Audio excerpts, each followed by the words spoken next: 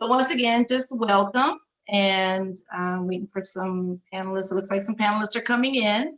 Just welcome to our monthly Dr. Joshua Speaks panel. This panel is so fittingly named Processing the 2020 Election, Reflecting on the American Experiment. So I don't know about you, but I've been excited to hear this today. So I'll be taking some notes.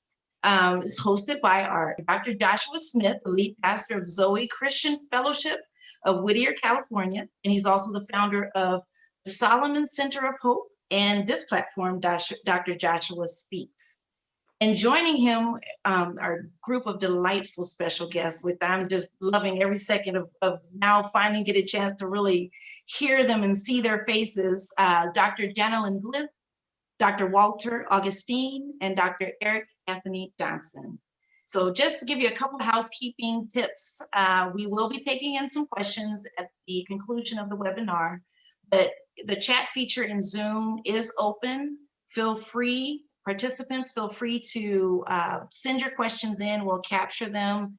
And as time will allow, we'll try to answer some of those questions towards the end of the webinar. I'll also capture the questions, and if we don't get a chance to answer your questions, we will put together a nice Q&A for you. And also I'll send out to everyone the email address if you'd like to send in your questions later, because you might think of some things afterward. So without further ado, Dr. Joshua. Thank you, Jamie. Thank you for that warm introduction. Yes, and I do want to correct Dr. Eric Anthony Joseph. That's Joseph. Oh my goodness! Please forgive me. My wife was in the room and she said, "It's Joseph." I said, "Well, baby, I've been called worse."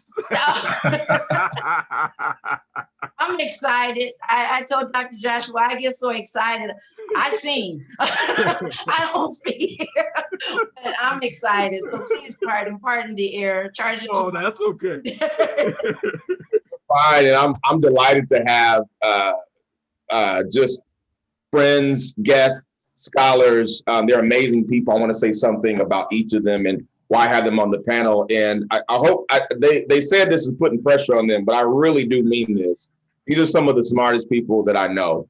And I am thrilled to have them here because we hear so much. We've heard so much from things in the media. And I don't mean that as a criticism, because I think there's some wonderful men and women who are doing good work in journalism. But sometimes it can be repetitive. Sometimes we hear the same things with all the Google, what have you. We can be fed the same kinds of things. I think it's time to have some fresh voices on this for people to think thoughtfully about this. I want to say something about each of them. I want to start with Dr.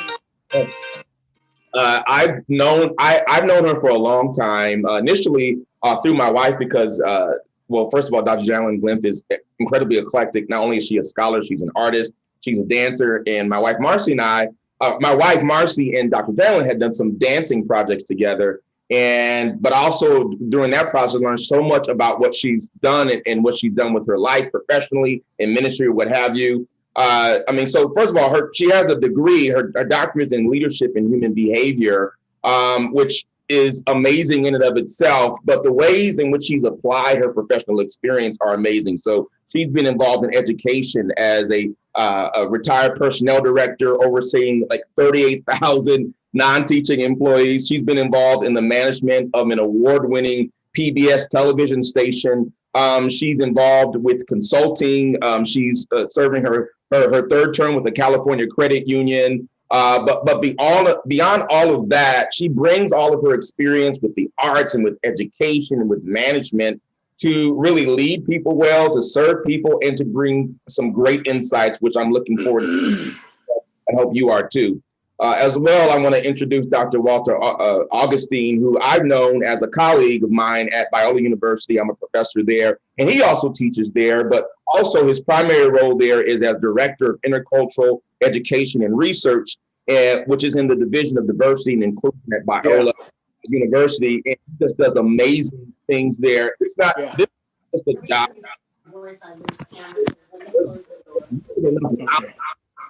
You lose camera. And I love his scholarship. His lectures that he's given on Dr. King have just opened my eyes. many people know about King, but they treat him as a cliche. But listening to Dr. Augustine, I have a new appreciation. Dr. Augustine also an ordained minister, ordained Baptist minister, pastoral work, and all of his kind of leadership and scholarship, experience and knowledge, all that comes together to really have an.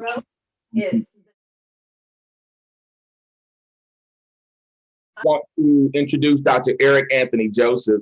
He is, how can I say, I've known him the longest from the whole panel, and I got to know him as a young man. I was a teenager, and he got invited to speak at my church, and I was just amazed. I mean, this eclectic person. I mean, I knew he was a scholar, but he was an athlete, and he was a theologian, and he was a consultant, and I didn't know that down the road I would be involved in academia. I didn't know that. But what I think my experience of him was this, that he gave me the permission to be eclectic. Like when I saw him, it was like, look, you can have different things you like and you can pursue them and you can make traction in the world, because he was doing that. And there's not a time that I've called him from the time I was young to my professional career where he mentored me and counseled me, where I didn't speak to him and he gave me some kind of insight. And similar to Dr. Glymph and Dr. Augustine, he has done enough to have a huge ego, but he doesn't. He serves people. He goes out of his way to help people. And along with our other panelists, the three of them have some wonderful things to say. So with that said, I want to get into my first question, and I'm really excited to have you all speak to this. So the first thing is sort of a basic question and kind of a loaded question at the same time, and that is, how have you processed the election outcomes personally? How is the process and the outcome of the election? How have you processed that personally? And any one of you can start.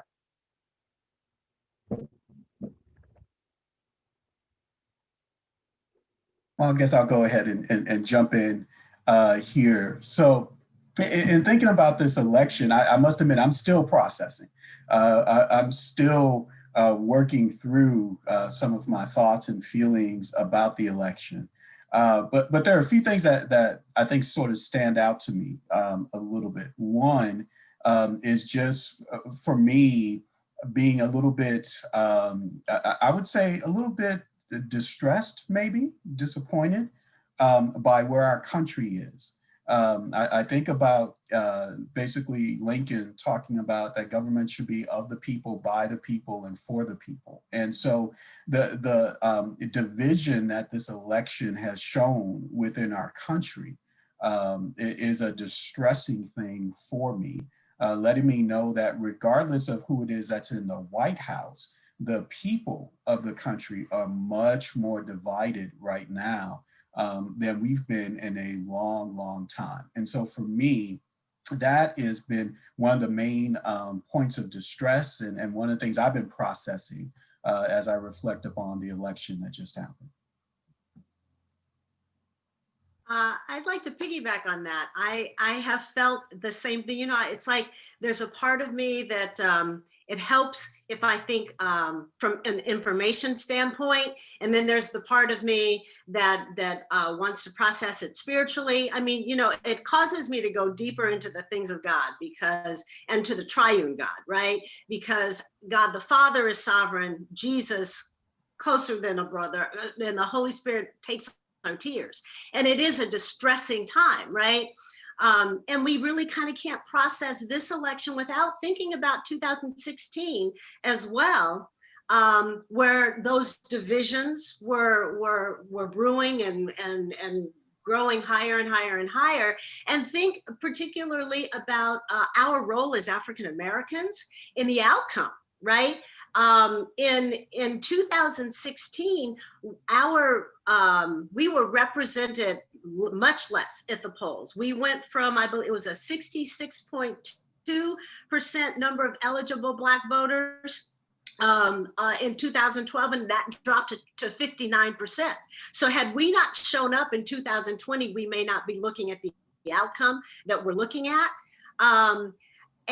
But like you say, it's a divided America that is discomforting. It's disquieting to find out, just to see how erosive the racism and how it's penetrated so much of American life. But you know what? But then there's that other part of me, and I'm going to just say this: it's like when you fly on Southwest Airlines or any airline that you fly on, the stewardess is going to say, you know, you can either be tense or you can sit back and relax. It's going to take 51 minutes to get to San Jose. And so I try to apply that same approach to my prayer time, my intimate time with God, because He's the only one that knows all things. And we're going to get there the way that we're going to get there. Our role is to make sure that we know that He is in control and that He's sovereign. I agree with the sentiments of my colleagues. That was well stated. I know I am eclectic, so here I go. But I definitely agree. I think that this election, though, the divisions that were there in this country has always been here since 1619, Jamestown, Virginia. And so now I think a lot of people like to blame, and I'm too old to beat around the bush. So a lot of people like to blame the president or Trump for the divisiveness. And I'm like, no, the divisiveness was already here. See what I'm saying? And it also shined a light on us as evangelicals of our message to this next generation and what it's going to be, because they being the next Gen Xers or Gen Zs, they see inconsistencies.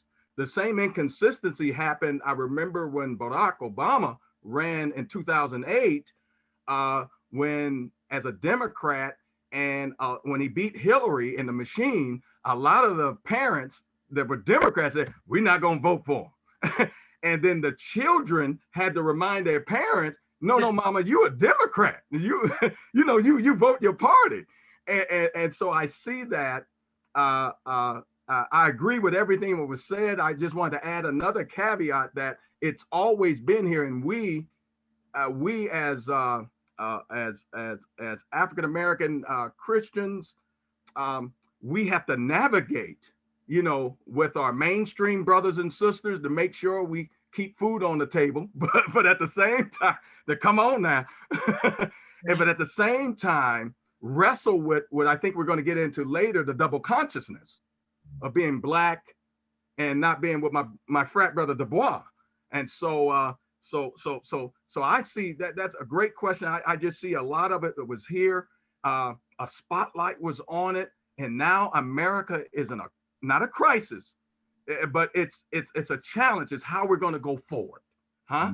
You see how we're going to go forward, and I think that like Chronicle says, the church, the church, Bible believing church, not the political entity, but the church, the ecclesiastical entity, is going to be. We're in a good spot right now. What we want to be as a country and as a nation, and going forward. That's interesting how you ended that. Speaking of double consciousness, I don't mean to. We're going to get to that too, but to kind of see it as you. I don't want to say the word opportunity is what you were trying to say, but to say that we're in a good spot, and I want to pivot from there because I want to. And I certainly know you don't mean that to say to negate the things that we're lamenting, which we are. What I want to say though is, given we're a media-driven culture. That's almost a cliche, but I think especially now, when you look at the things that are disturbing you, how much of that are you seeing your day-to-day interactions with people reflected in the way people are characterized in media? And, to what extent are you seeing that reflection, or is there something different? Are there some hopeful elements, or are there some, well, this is affirming what's been reported kind of deal? So tell me about those experiences. It's interesting. You have to ask yourself, when you look at the media, oftentimes media reports the extremes, right? But the question, kind of like what Dr. Johnson was saying, is it Dr. Johnson? Joseph.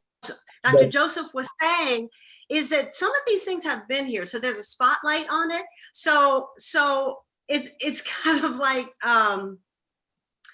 is the media reflecting the extremes or reflecting a polarized middle? And what I mean by that is the middle has become so divisive that that's what's being reflected. And we want to think about things as polar opposites, but there's a whole lot of middle that has become polarized, and the spotlight is now on it. My interactions change depending on kind of who I'm talking to. You know, if I want to vent, I'm gonna really talk about all the stuff that just kind of makes me crazy. If I'm trying to help somebody find a middle ground and find a middle point, it'll help me to kind of look for, you know, those nuances a little bit better. You know, there was a study that was done like in the 40s of a doctor who was studying leprosy.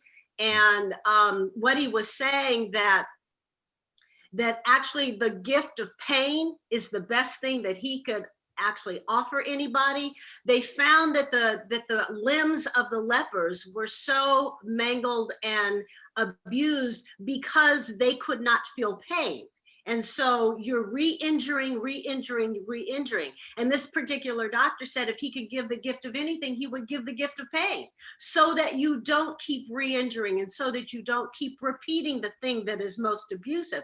I would say to Dr. Joseph's comment about maybe we're in a good place, maybe we can actually finally move to a place where we start to feel each other's pain. We do it now when we look at, you know, we've been forced as a COVID culture to look at eyes to tell the story. We don't have the benefit of mouth and nose and a full face expression. We have to be able to really read people's eyes now. And so maybe this is training day. We're in training for the thing that is going to actually let us feel each other's pain more, so that we can get beyond these atrocities and the implications of not feeling the pain. Amen. Oh my goodness. I wrote down two words as Dr. Glymph was speaking, empathy versus sympathy. And that's the one thing that, you know, Luke 12:48 reminds us that much is given, the B part, the much is given, much is required. That is one of the most powerful verses on privilege. See that, and we skipped over it. I remember in my Greek class and Hebrew and all the good things I had to learn there at my beautiful institution. And that's the one thing, when I got older, I started to look at that, because being in a diverse environment, going from a predominantly TWI Christian college to an HBCU, and wow, I mean, I'm all messed up and then traveling around. But the one thing I've seen is the sympathy. A lot of people want to sympathize with us. I remember at one of my last university, I'm a senior VP, and I remember when the president, who's white, we both have pastoral backgrounds, right? Because I was a chaplain at a HBCU, he was a pastor, and what made us close, he said, "Joe, I don't need a yes man. I need you to make me a better Christian as a white evangelical." I knew exactly what that meant, because he knew my background at Biola and Talbot, as well as HBCU Langston. And so when we got there, I said, okay, then make me a promise that when you go in your meetings with other evangelical college presidents, you don't laugh at the jokes, you know, the water cooler conversation that I know of, because I have that background, but I need you to stand up. I need you to count. See, be empathetic, start counting how many people you see in there that looks like you as opposed to looks like me. And that's what we did. That was a great relationship. We became close. And I told him, and he said, "Joe, I've never owned a slave." I said, "But that's the sympathy. I don't want that. I want empathy. What would it feel like for 400 years, right?" And then you flip the script. And that's how, from a psychological perspective, you put the dominant group, or that group which is privileged, in a position to empathize. Not that they can't. I don't need them to say, "I've never owned a slave." What if you were placed in the position like a Django, And then all the all the things that have befallen upon me now befalls upon you. You married, you love your wife, but people who look like me can come in there at any time, rape, abuse. Come on now, sell. How would that make you feel after 400 years of it? Now I'll talk to you about your Christianity. See, and that's where, see, it's easy when things are going well. See that, like Martin King said, you measure people by not when things are going well, but when inconvenience happens in their lives, and then we measure them. And so that's what this new generation is looking at. So my sister hit it right on the head. The empathy is what we want from people, not the sympathy. It's all right to, okay, yeah, but what are we going to do going forward? That's why I agree that we can be in a good place, and because the church has a decision to make. Well, not the church, but individual Christians. All right, have a decision to make of what type of country do we want. Trump and Biden are not the saviors of this institution. They're political parties, and so often evangelicals act as a political party rather than a theocrat, the vertical. So, okay. Wow. I mean, I can't tell you how rich that was, Dr. Joseph. I'm also thinking too that Dr. Augustine, in some ways, you sit in the midst of some of those tensions as a person who serves students, who teaches, who is thinking about things theologically. So tell me a bit about, I mean, certainly your broader experiences, but definitely with the student body, how the tensions of the country play or don't play out in that context. Sure. So I think that your initial question about the media, whether or not what we see in the media is played out within sort of the people, I think that is a very real reality for a number of people right now. So many times when we hear some of the comments, we're hearing some of the comments that sound like they come straight from CNN or come straight from Fox News. And so the language that's used, the terminology, the arguments that are used sound often like they're coming straight from those sources of media or other social media sites. And so we do notice that a lot. And so I would also echo Dr. Joseph's comment, right, that Biden and Trump are not our savior. And so I really do feel like in many respects, the church, and when I talk about the church here, we talk about the theological church, right? The people of God, maybe that's a better term to use, the body of Christ. In many respects here in the United States has been, for lack of a better term, hoodwinked, in that our priorities have gotten out of place, right? Again, and I mentioned this before earlier in another setting, that Paul says in Philippians that our citizenship is in heaven, and he's a Roman citizen, but yet he's saying that our citizenship is in heaven, and we eagerly await a savior from there. But it almost feels like sometimes we're using sort of our United States citizenship and some of the partisan language that we find here to define ourselves more so than our heavenly citizenship, which is found in the kingdom of God and in Christ. So I do find a lot of that language to be true. But one other point I wanted to just really bring out, though, and this is a broader thing, I think it's very true, and Dr. Glymph brought this out earlier, that many times media, people really pick up on the sensationalized pieces of media, right? And just really hyping up the worst of things. But yet every once in a while, it's also interesting to me, media will bring out some other stories which give us hope. And so one of the stories which gave me hope, and which also gave me hope with regards to the church, as Dr. Joseph talked about before, was a story about how a number of pastors on election day from both sides of the aisle, whether they were conservative or more progressive, went to the polling places. And they said, we are going to be here and we are going to be peacemakers. We are going to stand in this space and we are going to make sure folk can vote in a safe manner. They actually had training on how to confront folks who were there with firearms to be able to de-escalate situations. And so these are some stories that media also report, but they're not as widely reported, but they show signs of hope and opportunities for folks to go counter to the dominant narrative that's out in our media society today. I was part of that planning in Phoenix, and with Barbara Skinner. And I met her through my dissertation at Biola. I interviewed her husband before he passed. It's amazing, Dr. Augustine, that you're right on point there. And that was hopeful. I remember when they called me, it was nonpartisan now, and they were like souls to the polls, and it was called like something in collars, clergy in collars, and lawyers. So lawyers got together, and it was in the Maricopa. If you know anything about Arizona, Maricopa, 65% of the people that vote in the state of Arizona is in Maricopa. And we had the chance in September to bring the clergy together in the state and lawyers, not to tell them who to vote for, but like you said, chaplains, they were called, of the polls. And so that's very hopeful. Well said, Dr. Augustine. You just brought back a memory. At my age, that triggered a good hope. I'll let Barbara know. She gets a shout out.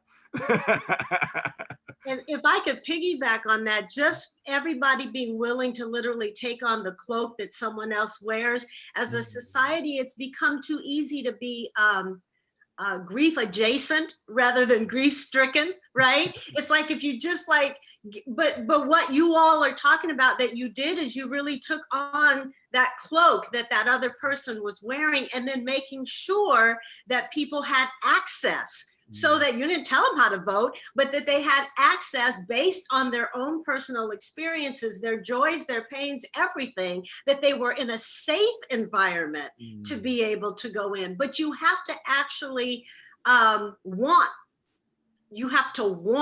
to do that, right? And so that really is hopeful. Dr. Glymph, I'm sitting on that concept of grief adjacent versus grief stricken. It's really, I mean, it's I'm sitting with that. That's a very interesting thought. And what it makes me think about is this analogy I've been cultivating with some of my students in terms of helping them to get into reading an author they disagree with, and to have a generous read of this person. And what I'm reminded of is when I watch professional actors talk about their craft, the really good actors will tell you that if I play this character, I cannot judge this character. Yeah.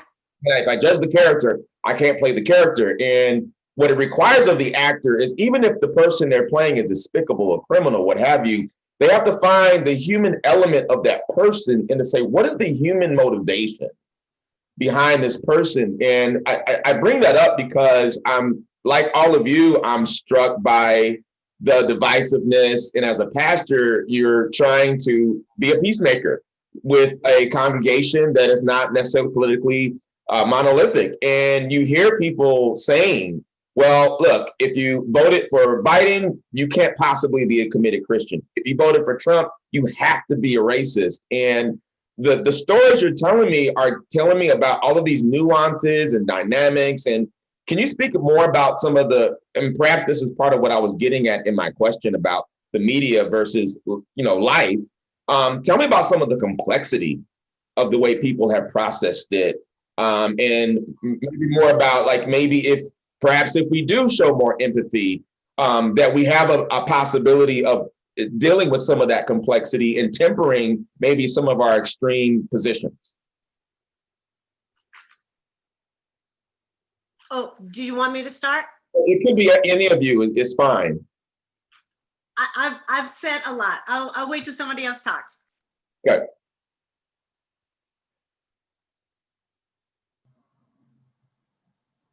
I think you're on mute, Dr. Joseph. I'm thinking of how we have to find in the body and in any situation common denominators, right? Martin King was great at finding common denominators. What is it that we do agree on, right? And so there are certain tenets in the Judeo-Christian belief that we believe upon, right? That are non-negotiables. So in the church, when you deal with either Trump or Biden, you have to find, okay, we're all American citizens, right? Right. So we have to start there. But then the theological component kicks in, or the ecclesiastical, in that we're ambassadors, right? We as Christians are ambassadors to Christ, meaning that this is not our home. This is where we we're not so heavenly minded that we earthly no good, but at the same time, we have a mission to do. And politics, the micros, race, ethnicity, nationality, gender, socioeconomic status, appearance, all those microcultures are, as what Galatians says, those are side issues. What can we find that are common, right?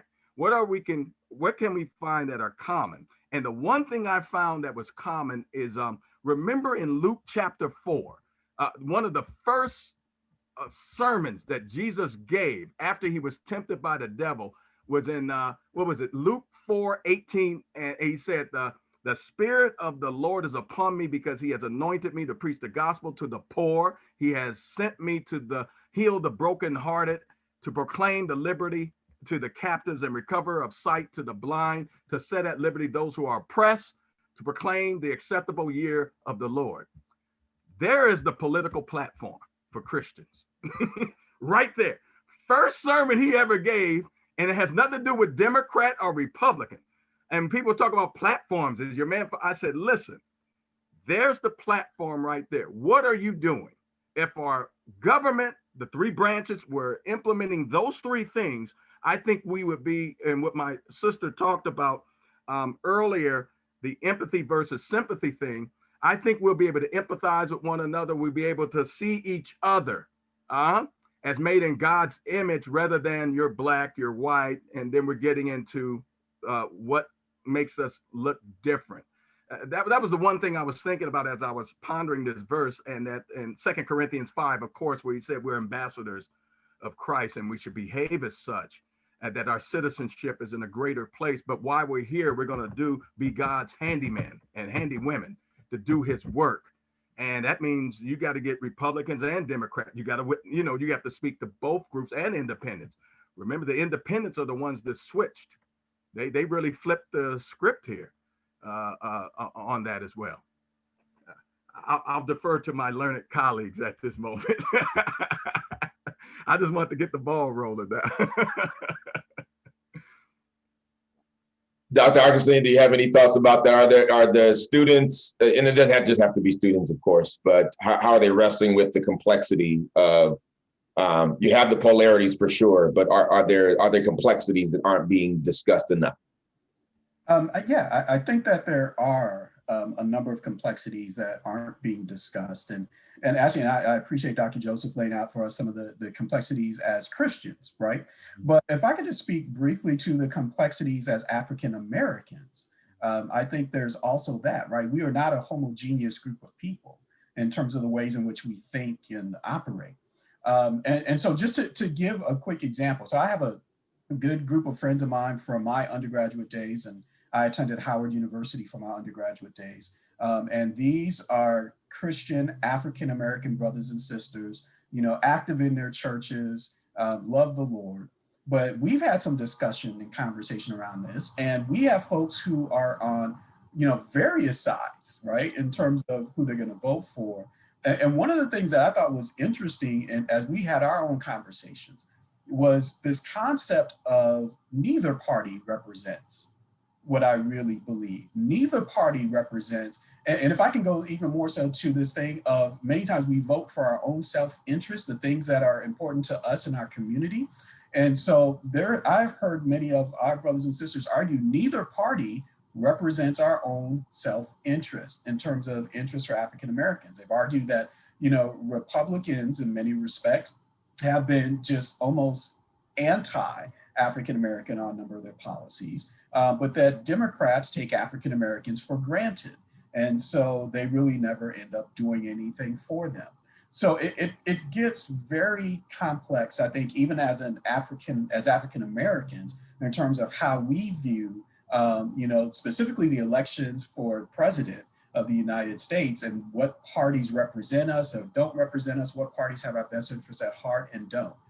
To the point where one of my friends actually said, well, hey, maybe if we go ahead and vote for Trump again, maybe that will get Democrats to take notice and to actually do something for African Americans. So I think that's another level of complexity that is there within the African American community. And quite honestly, a number of our African American students are feeling some of that complexity as well. Let me ask a follow-up question, really, to all of you, but Dr. Glymph, you want to say something before I just want to jump in there and say that, yeah, we can sit in that space and say, oh my goodness, how could anybody think differently? But it does get very complex, and people do have very, very personal reasons for voting a particular way. It may be, there may be minorities that have voted for the law and order president because they've got family in police. There are people who are working in the oil industry, and they vote based on fracking policies. All those kinds of things come into play. At the end of the day, if you vote blue, it doesn't mean that you don't believe in scriptural principles. And if you vote red, it doesn't mean, you know, that you're a racist, right? We've got to find that place that we do accept the complexity of all of it. I wanted to say something about, though, the folks that kind of, because Christians and not have made it a very central issue about the right to choose. And I would just say that you can't be subjective when it comes to pro-life. If you're pro-life, you're pro-life. And that means that the life matters in the womb, but the 21-year-old Black man, that life also matters. So, you know, it's like people want to isolate on which part they're going to be all in, and then separate themselves from the other part. So, I mean, but I believe those kinds of conversations need to continue to be held. That's excellently stated. It reminds me of the argument of the baby Jesus. Everybody loves the baby Jesus. I said, well, you know, he's grown up now. He's 33. And so I'm with you, sister. I'm like, he's 33 now. He's 30 now. He's starting his ministry. Come on now. And everybody loves the baby, you know, because they see him helpless. I said, no, this baby gonna grow up and have something to say. So I'm with you, my sister, on that. It's convenient for my theology and my comfortability for many people, like my brother Walter, Dr. Augustine, I keep pronouncing it the Latin way, brother. Help me now. You're good. This is what languages will do to you when you speak multiple and messes you up. Especially for a brother from South Central LA. I'm trying to act like I got some type of education, but but you're right in how we look at this. We're not monolith, and my wife's a graduate of Howard. I mean, some of my dear friends and fat brothers were there. John Hope Franklin and many people. So I know what you're saying. We look at it as African Americans. We have different lenses, and like I said, different educational backgrounds, different geographies that we come from. So when we look at scripture, we're looking at it totally different. But I've learned that many in power, the mainstream, love to label things. And that gets into the media. We want to say conservative. We don't want to say white. We'll call you a liberal, so we won't call you black. So we'll say urban. There's code words. And I learned those words in the evangelical society because I had a great mentor that taught me, one of the kings of evangelicalism. A building is named after him at your school. So I remember him sitting me down, and, you know, they'll find, and, you know, being the first is also a blessing sometimes, where they see potential in you and they start, you know, you're so innocent, and I'm seeing things innocent through innocent lens. I'm a new Christian at a new school, getting all this great information and theology, and then I'm seeing inconsistencies. And then they're explaining it. And I said, okay, then maybe I'm not really saying that. And then the baby Jesus, and then all of a sudden you grow up and you say, oh boy, this Jesus I'm studying, he's turning over tables. You know, he's calling people out of their name. He playing the dozens. And you know, that I can follow this one. This one here, I can follow, you know, this one. Because this one is not a liberating type of theology, but it's a theology that I can see what I just read in Luke 4, that Jesus, brokenhearted, huh? Who wouldn't want to vote for someone like that? You know, a ministry like that. And oftentimes in my position, When I get a chance to talk to senators, from presidents to senators, that's the one thing that comes out of my mouth. That Luke 4, I love. These are the things, sir, if you want to govern.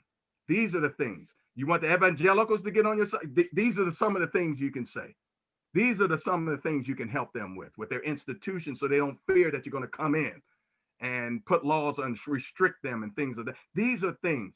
So I beg that we do have a come to Jesus meeting where we can sit down and talk about what America is going to look like going forward, January 20th.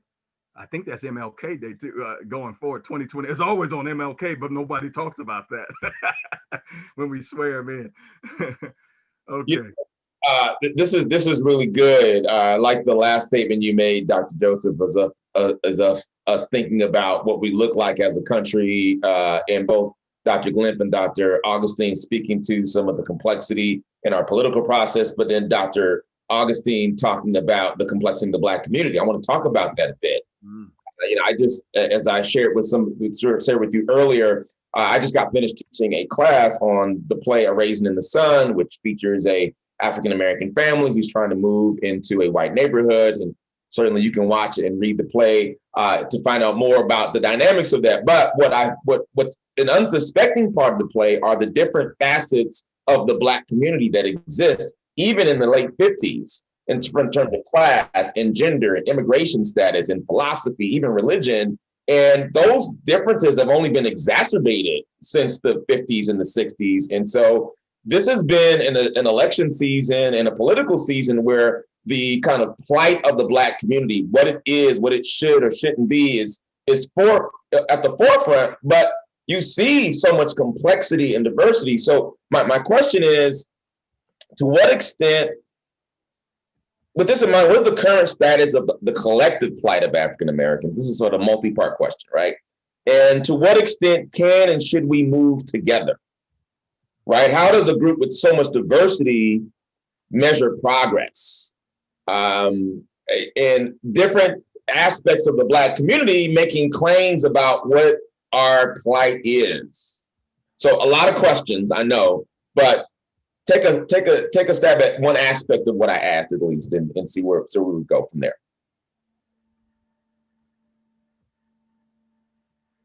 I guess I'll go ahead and get us kicked off here again. So I feel that, and you're right, that's a very complex question. A couple of thoughts here, I guess. One, as I think about the African-American community, right, and you talk about the African-American community moving forward, a number of years ago, there was a scholar out of Vanderbilt named Victor Anderson, who wrote a book called Beyond Ontological Blackness. And in that book, he is talking about reimagining what is Blackness and expanding it to include sort of the diversity of different types of Blackness that exists within the Black community, basically arguing that we are heterogeneous, not homogeneous.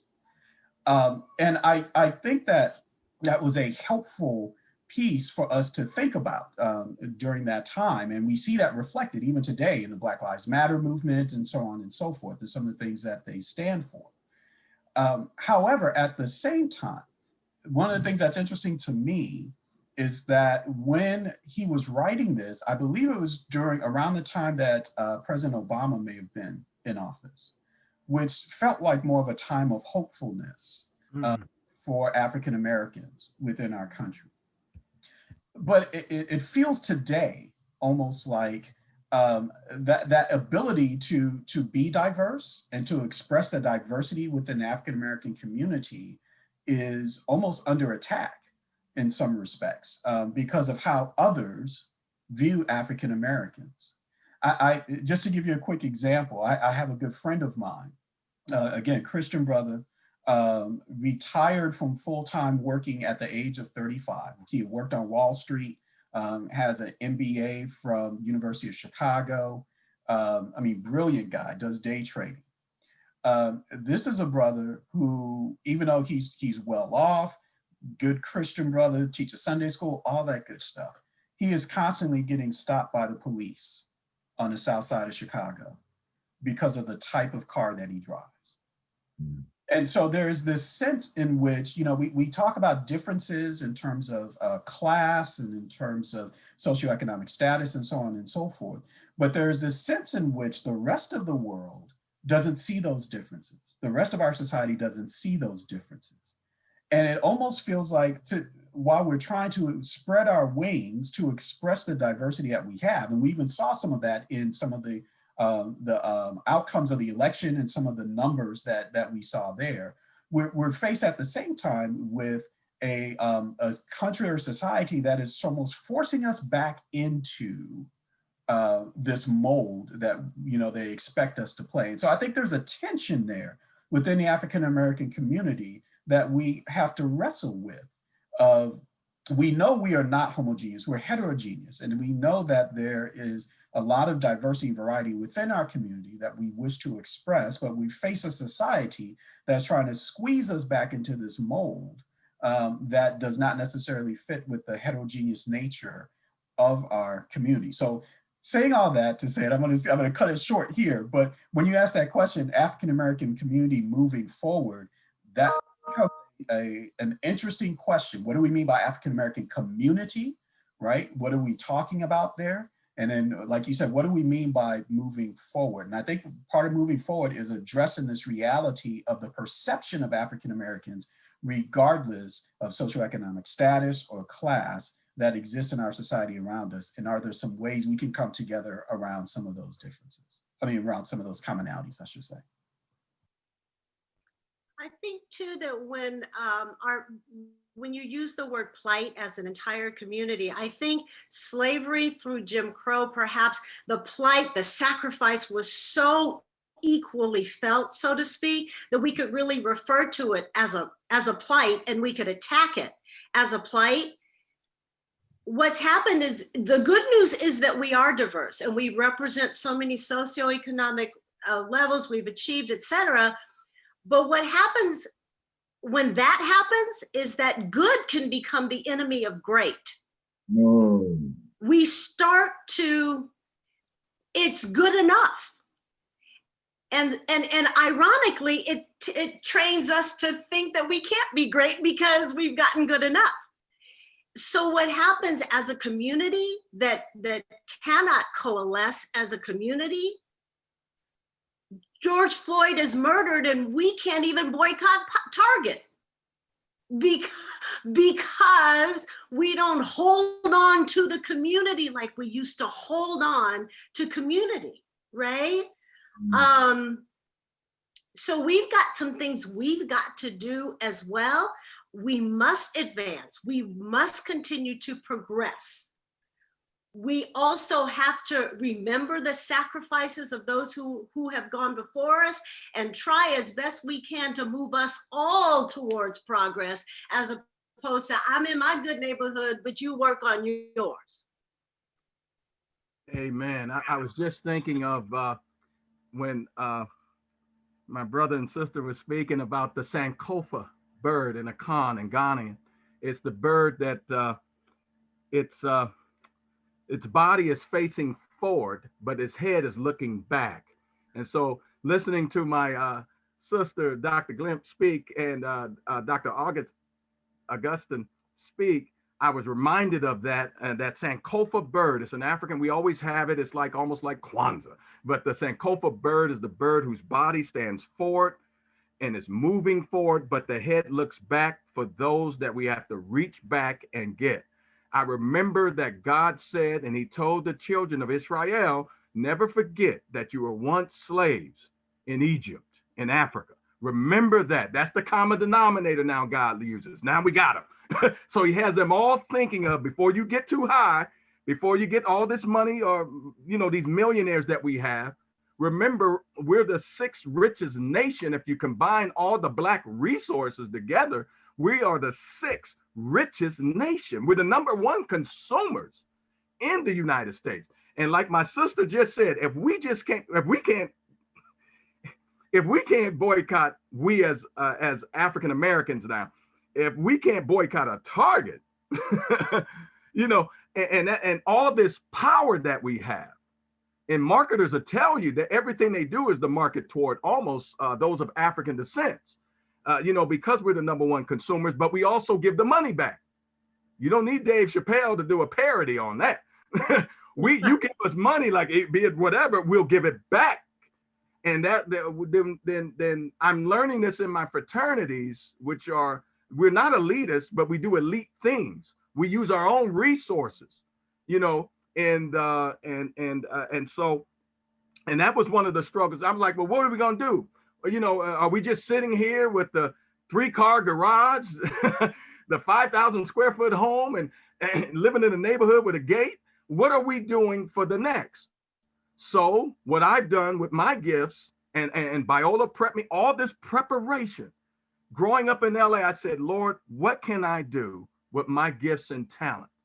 Okay, well, you in education. My daddy always said that, you in education, because my dad said, hey, I can't tell you what to do, because then your failures would become my failures as well. So you have to be independent and go down that own road on yourself, but I can give you some advice, make sure each of your degrees are different. I said, what? That's what he said to me. Make sure there's something down the line. And here I am, a young kid like Josh, I'm in my 20s, and I'm like, what? I'm teaching classes and I'm doing everything. And I remembered that. And so when I left evangelical school and went to a Black college, I found myself. I started to see things that we took for granted at my institution that was a TWI. We automatically assume, open your book too, that you already knew where to go. And I started to see, not that they were less than, they just had to, I just had to invest in them to bring out the greatness that was in them, like Christ did with the 3 who were fishermen. And so I love to hear my professor say, are these not students that were failing my class? Why are they doing so well in your class? Are these not students? But to give them something to go forward with this next generation. So I see that it depends how we measure success. Whose success are we talking about? Some of the questions, the interrogatives that we're getting into, right? And so whose success? What's successful at Biola may be different than Arizona State, see, or at UCLA or USC. See, agricultural schools are totally different, and HBCU success is totally different than an ag school. It even works in the church. Because Joshua has a 5,000 member church, okay, they're successful. See, so when capitalism seeps into, and then we measure our spirituality, I'm either up or down based upon how much money I got in the bank. Not that all my needs are being met, like Kings, 4:1-7 with the widow, and my man Elisha showing her that you had everything in your power, in your hand, in your house, that jar of oil. So what can I do to help this next generation obtain and use the oil that they have? Rather than look at someone else's oil, I have to move to another neighborhood to get the oil. How can I make my neighborhood look like? See that? See that? Lamiata, how can I make this neighborhood look like what I want to project? All right. So the plight and the flight are 2 things. The plight is one thing because the plight leads to the flight. Right? That's why Torrance and Compton used to be a certain way back in the day. And then, but I'm sorry, I got excited listening to my brother and sister, boy. I see what you made me do. You've got some things that got my attention. And really, speaking of capitalism, you mentioned that too. I want to be a little bit more pointed about my question, the complexity. And that is to say, I want to speak about specifically the relationship between the money line and the color line. That plays out in how different segments of the Black community think about progress. There are those who think highly of capitalism and entrepreneurship, and or if not that, I want to say once they can do certain things, Black persons of a certain class, what they'll do, the way they address racism is to do the workaround. That's what I call it anyway. So they address the situation as like, okay, I know how I'm gonna work around this. I know who I'm gonna talk to, have my network and all those other kind of things. And they are less assertive about addressing racial prejudice because they know the workaround and just hold on, do this over here, do that over there. I know this person and I'm going to keep it moving. versus those who say, wait a minute, there's a prejudice issue, there's a systemic racism issue that regardless of the things you work around, it creates these dynamics for you, but also for other people who don't have the resources that you have. And so speak about that tension. And I also want to say this, to add to that question, to the complexity, similar dynamic. I've had conversations with my students reading A Raisin in the Sun, looking at a Black family who wanted to get into a white neighborhood in the 50s. A related question, what would have happened if we could have been separate and equal, right? That is to say, is it really a money issue that some people would argue? Like, fine, white people, you do what you do. We're going to get our own cities, our own communities, our own houses, and we'll leave each other alone. I mean, why go through the trouble of integration if not for economic reasons? So 2 different questions, but related. This kind of thing of, is the emphasis more economic? And if we could just be more entrepreneurial, we'd be better. Or is the emphasis more of the racial prejudice? Or are the 2 so interrelated, the point is moot? You answered your own question. But I yield back the balance of my time. That's a great question. Great question. I was writing so fast. I'll just say a few things when you're dealing with capitalism. Is some people see capitalism as okay, but greed is not. So that's one thing. Greed. As the Bible talks about, it's the love of money. that also can cause some things and some problems. I was looking at systemic racism is where okay, and the separate and equal. We do have those towns. We do have Black towns in Oklahoma where like Boley, Langston, the university I went to teach, that's a Black town. It's not like Compton, a real Black town. It was founded this way. Boley, Oklahoma, where Booker T. Washington spoke, there where Blacks, where a white man named Boley made a bet that they bet 2 white men got together and bet could Black folks govern themselves. So the guy that lost, name was Boley. So they named the town after him. And Boley's a Black town that Blacks can. I think of in Oklahoma, Tulsa, the Greenwood district, right? 1921. They were thriving so much. Why were they thriving? You had a Black college in the state of Oklahoma that was founded in 1897, 10 years before statehood. Remember, Oklahoma's Indian territory. So now you have these Black people in Tulsa who are educated, right? They didn't come here with a handout. They had a hand, they had a handful and a trade. So they built the Greenwood district where the Gap brothers come from. And so they built that in Tulsa, and it thrived to the point of jealousy. And I'm not going to get into the murders that took place. They're still looking for the bodies that they, but jealousy settled into the mainstream group. How could these people live this way? And I'm struggling because of privilege. I got privilege, and these folks are doing the best they can with what they have, using their talent. Moses, what is that you have in your hand? It's a staff, well then use it. And the people were using that. Plus, wrap that into the belief of God, that God is, it just took them to the next level. So I think that they would answer that question totally different. Separate and equal, 1896 Plessy versus Ferguson. I understand that. In 54, Brown versus Board of Education, as well as Truman desegregating that no one talks about in the 40s, the military, in which my dad and uncles were able to get into in the 50s. That happened before Brown. So that's a great question.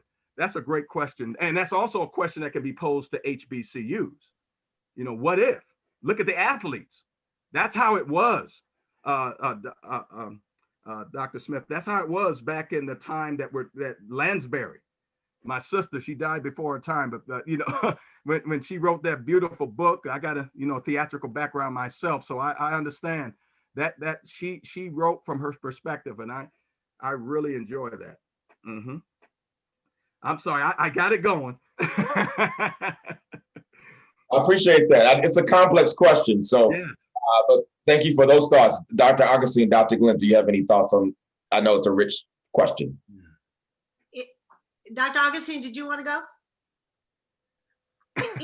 And I yield the floor to you. It is so rich.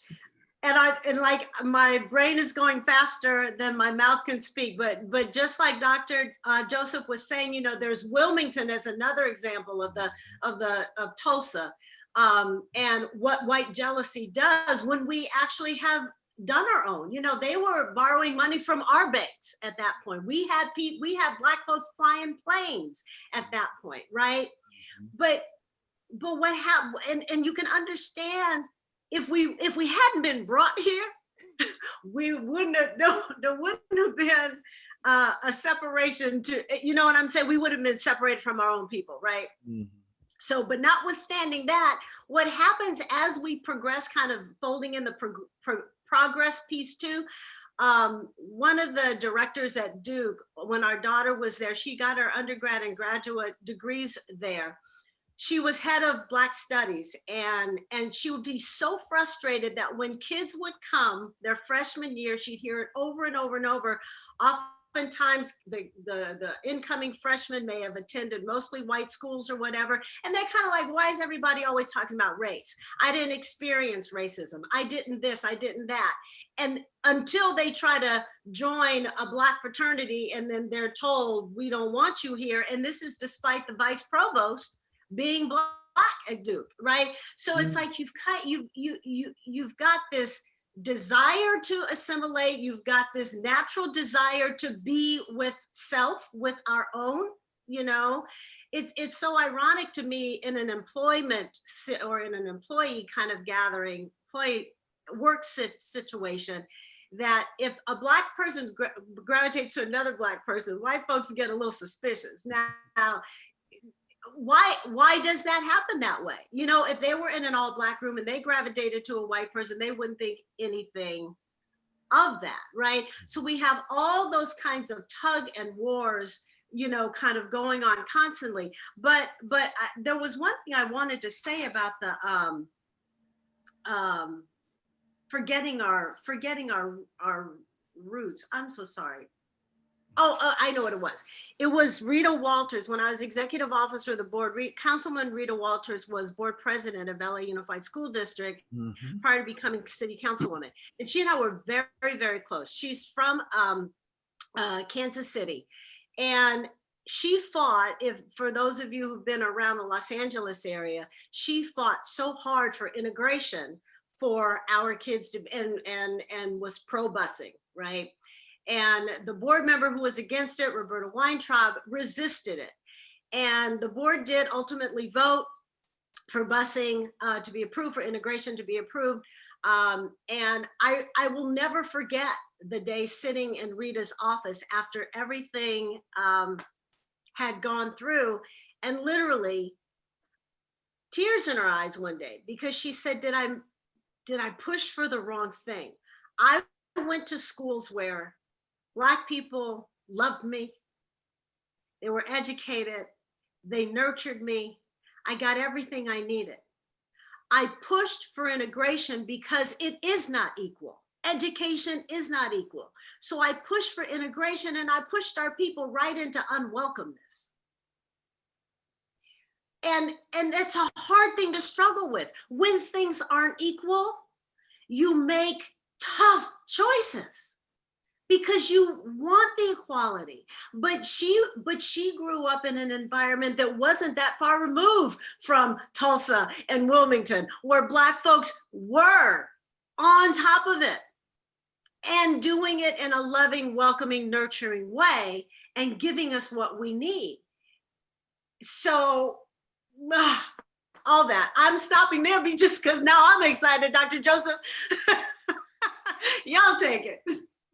I was going to say, both of y'all got me excited. I love this conversation. This is amazing, and y'all bring out some awesome points. But I would just like to speak a little bit, Dr. Smith, to your first part of your question as well, which is this thing of, you know, sort of as we progress, and you gave this illustration in terms of workarounds, right?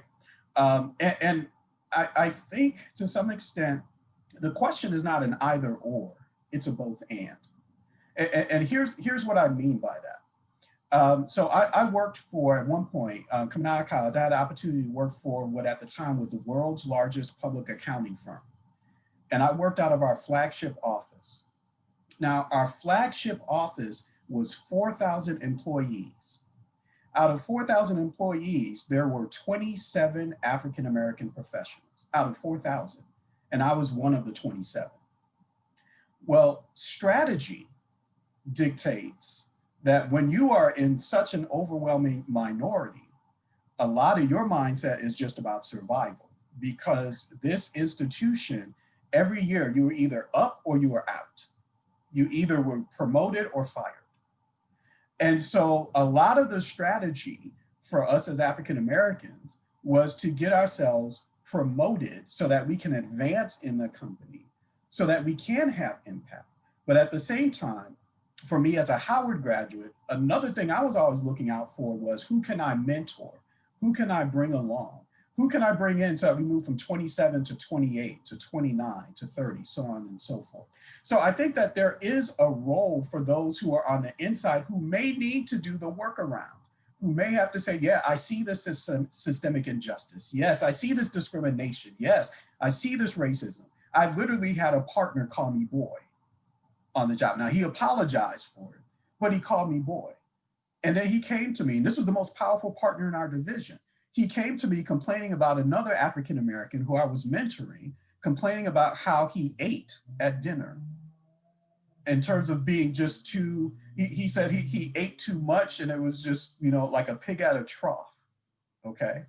And so I'm having to navigate that space. But as one of 27, if I'm gonna start screaming out systemic injustice and racism, then I'll be no longer one of 28, right? It'll be down to 27 or 26. But last comment on this, the reason why I say that there's a both and, I'll never forget one of Dr. King's last messages that he shared on where do we go from here. He was talking about their work in Cleveland.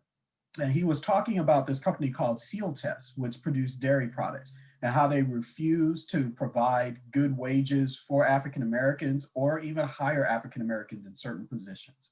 And so he organized a boycott of all Seal Test products and went to A&P, went to a number of other different places.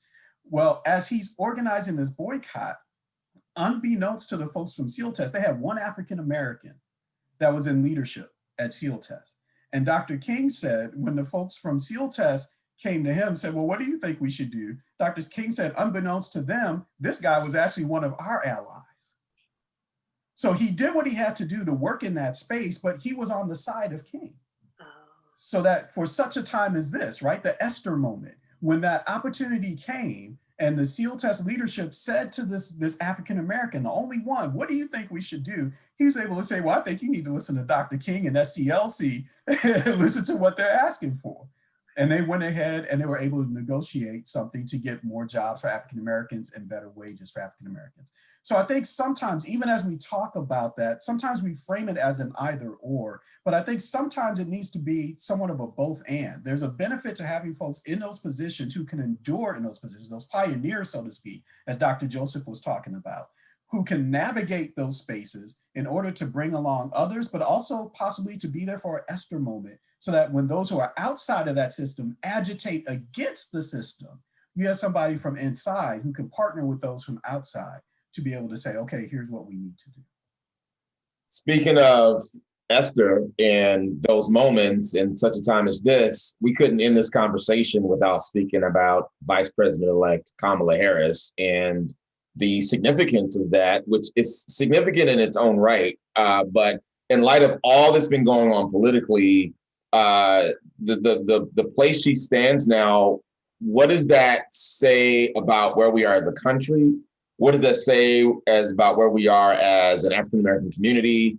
What does that say about some of the complexities that we have to navigate? So we got to let the Howard brother go first. You know, it would be irreligious if I even opened my mouth. So I had to say that the Howard in the house. I appreciate that, Dr. Joseph. As we say, HU, you know.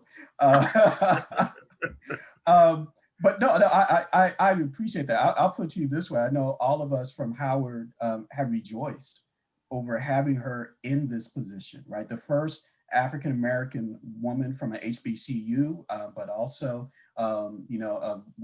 Afro-Indian, right? Literally from the nation of India as well, having her mother being from there. And so the significance of this, this is interesting. So for me, I think it's significant from a standpoint of being a role model, of being able to allow young African-American women in particular, right, and women of color in particular, to say, yes, we can aspire to a position as such as this, and God can call us into positions such as this, and we can serve in these positions. So I think that is extremely significant. And then from an HBCU standpoint, I think it just adds to some of the historical positions that graduates of HBCUs throughout history have been able to move into. It's just moved it to another level, thereby once again, and Dr. Joseph was talking about HBCUs and success of HBCUs in the past, thereby once again showing for those who argue, because there's been an argument for about 20, 30 years that HBCUs are no longer needed. I think this shows once again the benefit of HBCUs for our nation as a whole, not just for African Americans, but for the nation as a whole. But then the last side, and this is for me just sort of a note of caution or warning or something to think about, is that with her moving into this position, I don't know if this is so much a thing of them voting for her. I know that there are a number of folks who voted for her to be able to occupy this position, or if it's a vote against the opposition, right? And so the reason why I bring that up is because I think about that with President Obama, that when President Obama was first elected in 2008, how much of it was voting for President Obama versus voting against what they had experienced for 8 years under President George W. Bush, and sort of a response to that. And so I'm excited for what this potentially says, but I'm cautious because I'm not sure if it's really, how can I put this? If it's a one-time thing, that will the only time we're going to see this in our lifetime, or is this the opening for other opportunities for others to come along? And does it signify a change in mindset of the people in the United States to be more open towards somebody of color, a woman of color, stepping into that position?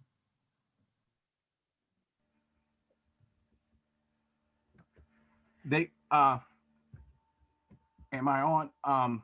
Well said. My wife is a Howard grad, so she jumped up and down. She's a Delta now, so but I'm Alpha, and I'm in Sigma Pi Phi fraternity as well. And it was a great day being at a HBCU. When I left California, and Josh, I love LA, but when the Lord gave me a president of a HBCU for over 20 years, says he wants to mentor you, you go. So my dad was an Alpha, I'm a Legacy. I wasn't, because at Biola, you couldn't be in a fraternity or they kicked you out. And I lost a lot of friends that way. Thank you, Jane Higa. but they were wannabes, they were wannabes. But you know what? I look back at my time and this historical moment, and it's being lost because what we were talking about earlier about the noise of the media, right? And they're forgetting the historical significance of this and what Stacey Abrams has done, another HBC. Nobody talk about that. How do you flip Georgia? That's a Confederate state. How do you flip it? And then well, I'm not going to give the answer because I was there. In Arizona, do you flip it? Well, when you make mad conservatives who love John McCain, see, karma is something. so that part came back, there by 11,000 votes. You just saw a man who's 77, soon to be 78, get almost 80 million votes. The loser gets 73 million. That's unheard of. and both are over 70. So like my brother said, Dr. Augustine, when they asked that question about why were you voting for against someone or for someone? And I remember reading the numbers, and when they asked the Gen Z that, of the 50 million early votes cast by October 25th, nearly 5 million of those were by people between the ages of 18 and 29. And I told you about that younger generation. This is a new generation of mainstream kids, and they're getting involved in Black Lives Matter. There's no way that evangelical institutions can stop these kids because they on the road. They don't see race like we see it. They just see, you're my brother, you're my sister. We went to school together when we were shorties. You came over my house to eat. I've been over your house to eat. And that's how this younger generation looks at at one another. Out of those 50 million, and about 1.7 million ballots have been cast by voters under the age of 30 at the same point in 2016. More voting age members of Generation Z, that's those ages 18 to 23 years old, were eligible to vote this time around and had emerged as a key group to watch. And Gen Z is more diverse than politically engaged and less bound by political party labels than even the preceding millennial generation. And here it is. In 2017, about 59% of all registered voters identified with either the Democratic Party, 33%, or Republican, 26% parties, according to the Pew Research Center. The next year in 2018, during the midterms, 56% of the people between the ages of 18 and 24 affiliated with Democrats, 35.5%, and the Republicans dropped, all right, to 21%, according to the Circle. Now, to answer Dr. Augustine's question, for the presidential election, a political morning consult poll group found that 51% of Gen Z voters plan to support Biden and 25% plan to support Trump. However, 45% of the Biden supporters said they were mainly voting that way to oppose Trump rather than champion their candidate. And that's the generation you have right now. You know, and this generation, like I wrote in my dissertation, these are the grandkids of the 60s. See that? Freedom of speech movement in Berkeley, where Harris' daddy met Kamala's mother. They met in 62, and they both were 24, and both are PhD scholars with our background, and immigrants. And just like Obama, you have a white woman giving birth to a black baby that would have been illegal in 30 some odd states. Guess who's coming to dinner? You know, which is a replica of that. And you see what's happening in this new generation. And it's no way, and I try to tell the church, there's a way right now to get those kids, to give them direction. Martin Luther King wasn't just protesting, just to protest that Black Lives Matter. He also had a plan, a strategic plan, meaning that while we're out there protesting, right, we also have Andy Young in there litigating. See that? So it's one thing to make noise. It's another thing, okay, after you make the noise, now what? Now what? And that's the question that the older generation, black or white, are asking this new generation. Okay, you got what you wanted, now what? What's next? And that's the question you ask a president that's about a new president. Now what? I have to restore relationships. I have to bring dignity and honor back. That's what he keeps saying. Now what, President Biden-elect? This is the things I have to do. The people have spoken resoundingly. Do not think this election was close. It was not. It was a landslide. The media made it look close. The numbers that Biden won is the same numbers that Trump beat Hillary, right? 306 to 232. So this, and 6 million people he's winning, right? So that's a resounding. But if you don't get the House, if you don't get the Senate, it's all moot. And this is what happens with our political system, the Electoral College, which is based upon a lot of, many people say racist, 3/5 human, the compromise, all that, making sure little states can vote. And then look at California, where we reside. 1/5 of the people in the United States live there. And you got a guy from Kentucky making decisions in the Senate. How do you square that to this new generation? How does that happen?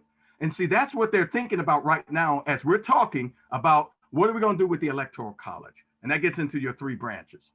All right. I yield back the balance of my time. I'm sorry. I'm looking forward to Dr. Glymph, if you're going to add to that. Gotta say, girl power. I gotta say something about Kamala Harris, right? So I think that the implications go even beyond the White House. If we could know how many people of color, particularly young Black boys, became doctors and lawyers and held political office as a result of just seeing President Obama in office, it would be good information to know. Similarly, I think that there will be so many people who just look to this strong, well-tempered, well-vetted female who is just going to really break all kinds of barriers, be very inclusive because of the multi-ethnic ability that she brings to the table. But I wanted to add just a little bit of a twist to Dr. Augustine's. I do agree that there were people that voted for a Biden ticket so as to not vote for Trump, and vice versa, voted for Trump because they did not like Biden's policies. But I do believe that it would not have turned out, had it turned out, but for minorities and African Americans in particular showing up. However, I believe that there are probably some white folks that voted for Trump because they didn't want Kamala to be president. That's a real. I agree. Wow. Yes. That's right. Amen. I speak to the probably a bigger question that we're probably can have a whole discussion on that about, how many people on either side were voting where it's not a vote for, but a vote against. And what does that mean in terms of what the what the administration is going to have to deal with in January moving forward with respect to that? And you can get those numbers too, Dr. Smith, by looking at the down ballot. Feel what I'm saying? How many people did not say, I'm gonna vote the ticket? Because they have that option. And people said, no, not this time. I'm gonna vote this way. And that's what happened in Arizona, and many other places, especially Georgia. See, they voted for and some of the other places, they voted for the president, for Biden, and then they kept the House the same, the Senate the same, right? And matter of fact, the Democrats lost some seats, and they're fighting because now you have progressives and the liberals and the moderates. And so they're going at this happens every 15, 20, it's a cycle. Republicans went through it because of the civil rights issue with Goldwater, and King was a conservative, then Democratic because JFK and the things he did. You would think Nixon, who grew up around the corner from Biola, would know better as a Quaker about the plight of African Americans, since he's from a religion that's abolitionist. But Nixon's pride kept him from that. He thought that they would just love him, and it didn't work that way. Jack had to be forced to go out there and get those votes because they played the King and his group played the Irish card. You should know what it feels like, to be discriminated against. And so, they were masters, these people, of getting what they wanted, not for themselves or their organization, because King didn't take a dime. He always gave it away. But I wish we had those type of leaders today that you couldn't buy them off. You see what I'm saying? That the people come first, and I think we do have some of those. We don't need any more Martin Kings. We just need the new generation to be who they are and who they're called to be. And I think that's what the three of us as scholars are the four of us, that we invest in our students to be not only what we're pouring into them, right? The double anointing, but also what God has called. I'll just put you off briefly because I want to make some room for questions. So I really appreciate your thoughts on that. I want to bring Jamie back on the line, and this has been an excellent conversation. And as I shared with the panelists, we wouldn't have I had so many other questions that I didn't ask. But I'm going to invite Jamie back on the screen just to share some of the questions that the panelists have asked that they may be asking collectively or we may be asking you individually. So.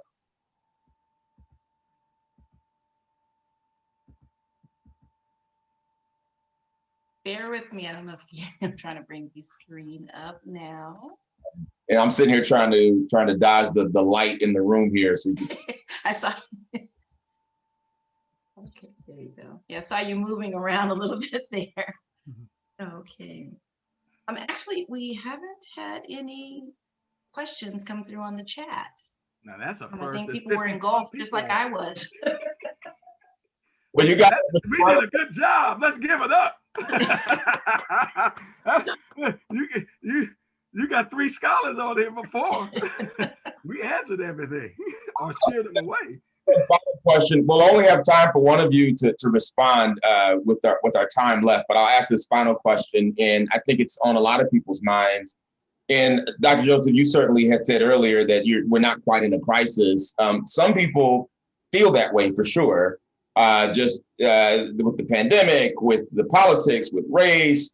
And the question I have is this a crisis, or is this just something that happens from time to time in a democracy? I heard someone say not too long ago, democracy's messy, and that we're still within the context of what the framers intended, and democracy can handle this. And we're not, like, our country isn't falling apart. So again, I think I only have time for one person, but whoever wants to take this one.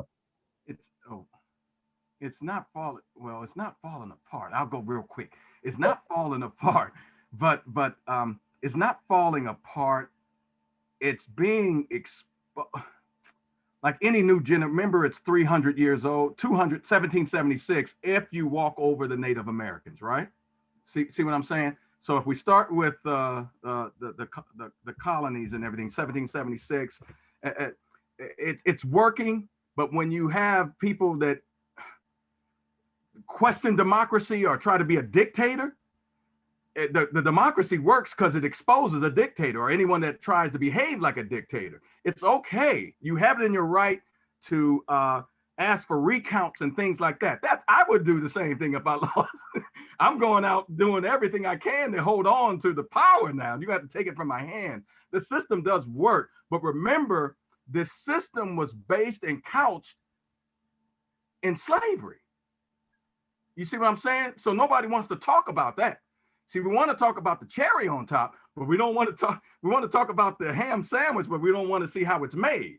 So how it's made it was made through death. 15 presidents refused to deal with the issue of slavery. Lincoln was forced to, because God made him deal with it, because we didn't have a citizens council. We didn't have a country screaming for our human rights in 1850. God himself had to tell America, you either have to come together or you're going to fight. And they fought, and people fought for their belief system. And so out of this chaos, right, we're still here. We're still here. And the system it's working. But when politicians try to not do their jobs, right? And remember, the sitting president has until January 6th, because they're going to count the votes, right? And you guys know about the Electoral College, how we talk and we sit. 538, because there's 438 in the Congress, there's 100 senators, and then 3 extra votes because of the people that live in DC, the District of Columbia. And so they get to do all that stuff. So I think the system is working, but like President Obama says, the party that lost has to step up and say, like we did last year, it hurts. We learned this as children. You got to shake the hand of the people that I don't want to shake. No, we all play pop ball and sports. And we got to shake the hand of those. This is a beautiful country, and it's bigger than one person or one party. And the people have spoken resoundingly. And like Dr. G said, Black folks showed up, showed out, and they picked and selected the president. That's the power of the Black vote. Whenever you make it tough, people will find a way. This was like the 1860s all over again, and there was a lot of things that were keeping us from the polls. But then what Stacey Abrams did, oh my goodness, and to a woman who lost the gubernatorial in 2018 to some nefarious actions that many people believe. She was not bitter. She said, I'm going to do something about it, not for me. I may not benefit from it, but that Elisha, the next generation, you saw what it's amazing. She flipped Georgia. How do you do that? A Spelman girl grew up there, right? And she said, I'm going to do something to make a difference. That's the message for hope. That's what I see, hope.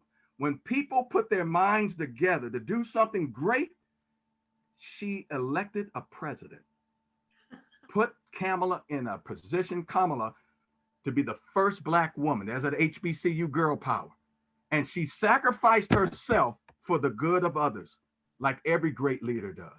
You sacrifice yourself for the others so that the next generation will come along and hopefully the legacy continues. It's bigger than Joshua. It's bigger than Joseph.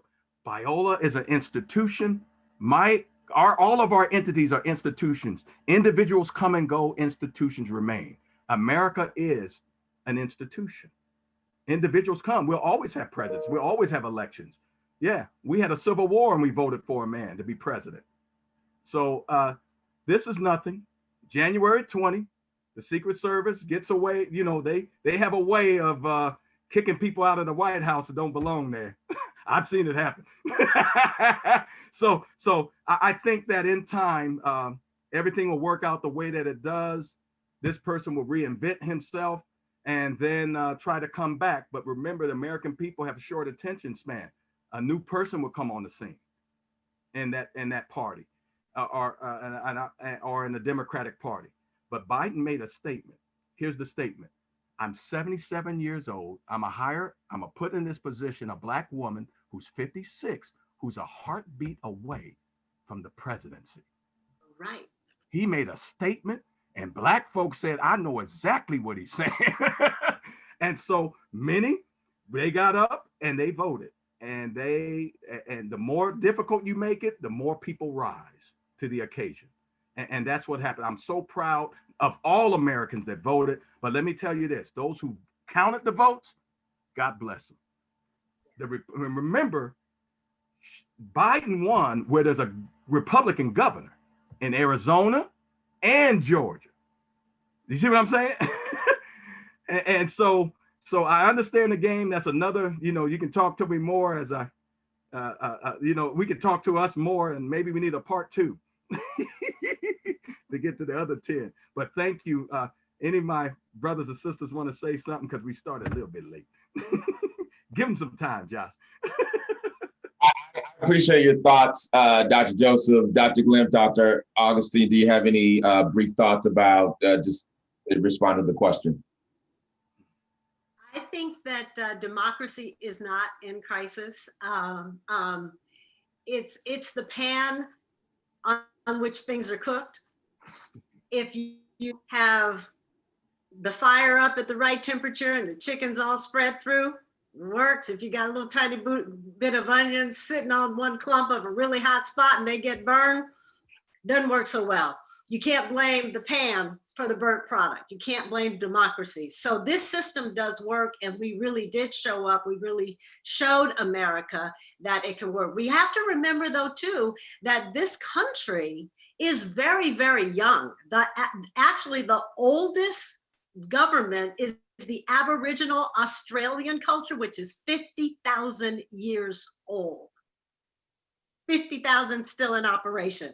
And our country is 240 plus years old. I believe that we will continue to reshape ourselves and work at this thing called democracy, and we're headed in the right direction. Those are my closing comments. And I appreciate Dr.